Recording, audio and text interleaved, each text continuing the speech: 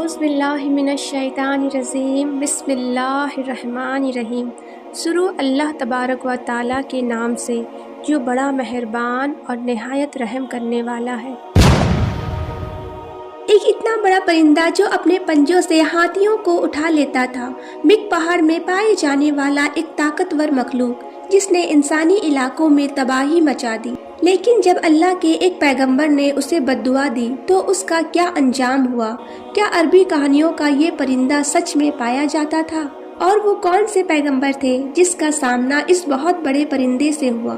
ان تمام سوالوں کے جواب آج کے اس ویڈیو میں ہم آپ کو بتائیں گے، لہٰذا آپ سے گزارش ہے کہ ویڈیو کو اینڈ تک ضرور دیکھیں۔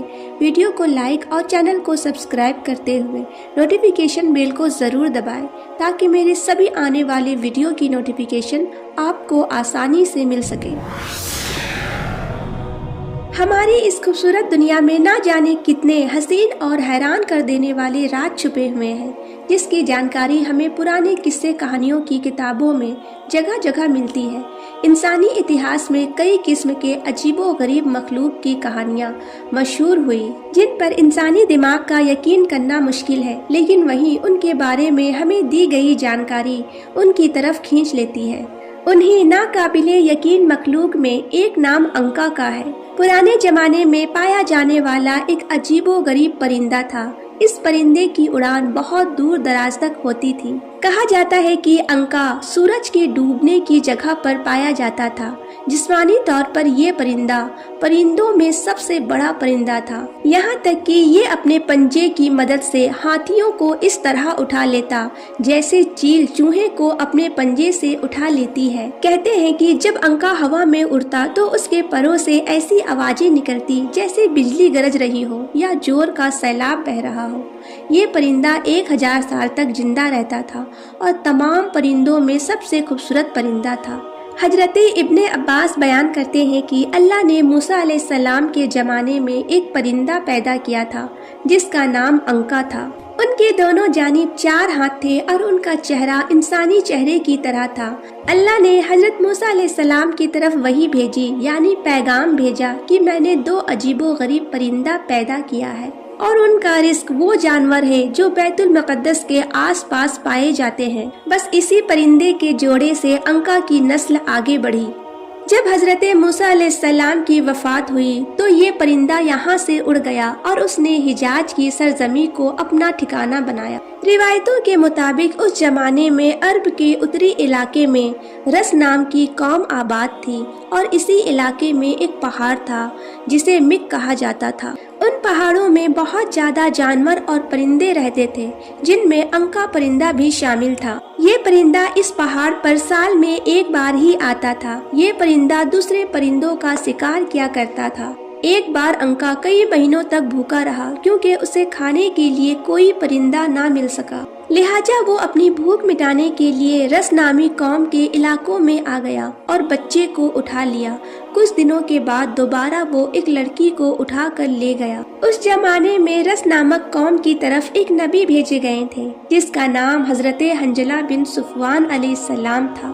بس لوگوں نے حضرت حنظلہ علیہ السلام سے انکا کے بارے میں شکایت کی۔ اس پر حضرت حنظلہ علیہ السلام انکا کے لیے بددعا کی اور اس طرح یوں انکا پر آسمانی بجلی گری جس کی وجہ سے وہ جل کر مر گیا اور پھر دوبارہ کبھی اس نسل کا کوئی پرندہ اس دنیا میں نہ دیکھا گیا۔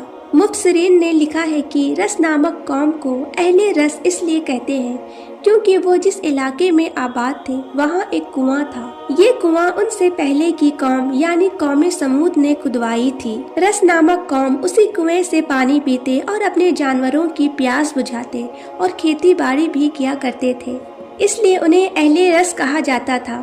ان لوگوں کا ایک بادشاہ تھا جس کا نام البس تھا۔ جب اس بادشاہ کی موت ہوئی تو شیطان اس قوم کو غلط راہ میں بھٹکانے کے لیے اس بادشاہ کے جسم میں داخل ہو گیا۔ اہل رس نے بادشاہ کے مردے جسم سے یہ آواز سنی کہ میں نہ کھاتا ہوں نہ مجھے موت آئے گی اور میں ہی تمہارا معبود ہوں۔ نعوذ باللہ۔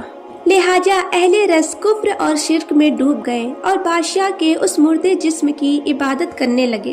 बस अल्लाह ने उनकी तरफ हजरत हंजला अलैहिस्सलाम को भेजा, जिन पर ख्वाब में वही नाजिल होती थी, यानी अल्लाह का पैगाम नाजिल होता था। हजरत हंजला ने कौमे रस को बताया कि बादशाह मर चुका है और उसमें रूह नहीं है, बल्कि शैतान उसके जिस्म के अंदर घुस गया है ताकि तुम्हें भटका सके। लिहाजा शिर्क से तौबा करो और किसी को भी अल्लाह के बराबर ना समझो। कौमे रस हजरत हंजला की बातें सुनकर आपके दुश्मन बन गए, यहाँ तक कि उन लोगों ने आपको शहीद कर दिया और उस कुएं में फेंक दिया। लिहाजा इस कौम पर ये अजाब नाजिल हुआ कि अगले दिन वो कुआं सूख गया। कौम के कई लोग कई दिनों तक प्यासे परेशान रहे, फसलें सूख गई और कुछ ही अरसे में तमाम लोग मर गए। दरिंदों ने वहां हमला करके तमाम लोगों की लाश को खा लिया और इस तरह कौमे रस का ये हरा भरा इलाका एक खौफनाक बियाबान में बदल गया। कुछ मुफस्सिरीन अंका को सिर्फ एक किस्से कहानियों वाला परिंदा बताते हैं और पुराने जमाने में इसके होने को इनकार कर देते हैं। वहीं दूसरी तरफ दुनिया के बहुत सारे असातीरों लोग कहानियों और कल्चर में अंका का जिक्र अलग अलग नामों के साथ मिलता है। मिस्र के पुराने इतिहास में अंका को पेनू नाम से जाना जाता है, जिसकी फनकारी आज भी मिस्र के पुराने खंडरों में नजर आती है। माना जाता है कि पुराने मिस्र में अंका का एक अजीम मंदिर भी मौजूद है, जिसमें साल में एक बार बेनू परिंदा इस मंदिर में आया करता था। हिंदू मत में अंका से मिलता जुलता एक परिंदा गरुड़ा का जिक्र मिलता है, जिससे विष्णु देवता की सवारी माना गया है, जो इस कायनात में कहीं भी उड़ने की सलाहियत रखता है। हिंदू माइथोलॉजी में गरुड़ा को परिंदों का राजा कहा गया है, जिसका जिस्म इंसान की तरह होता है, जबकि हाथ पांव और पंख एक बड़े बाज की तरह। वहीं चीनी लोग कहानियों की बात करें तो अंका जैसे परिंदा कुहान है, जिसके बारे में चाइनीज कहानियों में माना गया है कि ये परिंदा बहुत सी सुरीली आवाजें निकालता था और ये जिस शहर के ऊपर से गुजरता वहाँ खुशहाली आ जाती थी। इसी तरह यहूदी किताबों में जिस नामी एक परिंदे का जिक्र है, जिसके बारे में कहा गया है कि ये परिंदा जन्नत के ईडन गार्डन में रहने वाले जानदारों में एक था और आदम अलैहिस्सलाम के इस दुनिया में आने के बाद यहाँ भेजा गया। जबकि ग्रीक और रोमन मैथोलॉजी में ग्रिफिन नामी एक अजीब मखलूक का जिक्र मौजूद है, जिसका जिस्म शेर का और सर परिंदों जैसा होता है, जिसे किंग ऑफ द बीस्ट कहा गया है। पुराने जमाने के यूनानी लोग ग्रिफिन को दौलत और खुशहाली की निशानी बताते हैं। ग्रिफिन उत्तरी पहाड़ियों में रहा करता था, जहां यूनानियों के मुताबिक अपोलो देवता साल में एक मर्तबा जाहिर हुआ करता था और ग्रिफिन उनकी खजाने की हिफाजत किया करता। एक मशहूर मिथ के मुताबिक जब सिकंदर आजम यानी अलेक्जेंडर द ग्रेट दुनिया फतह करने निकला, इस लंबे सफर के बीच उसका सामना ग्रिफिन से हुआ, जिसे उसने पकड़कर कैद कर लिया। कहा जाता है कि सिकंदर उसके पीठ पर सवार होकर 7 दिनों के एक सफर पर भी रवाना हुआ था। इतने सारे तहजीबों और इलाकों में अंका के बारे में कहानियों, पेंटिंग और मूर्तियां इस बात की तरफ इशारा करती है ऐसे मखलूक पुराने जमाने में सचमुच पाए जाते थे।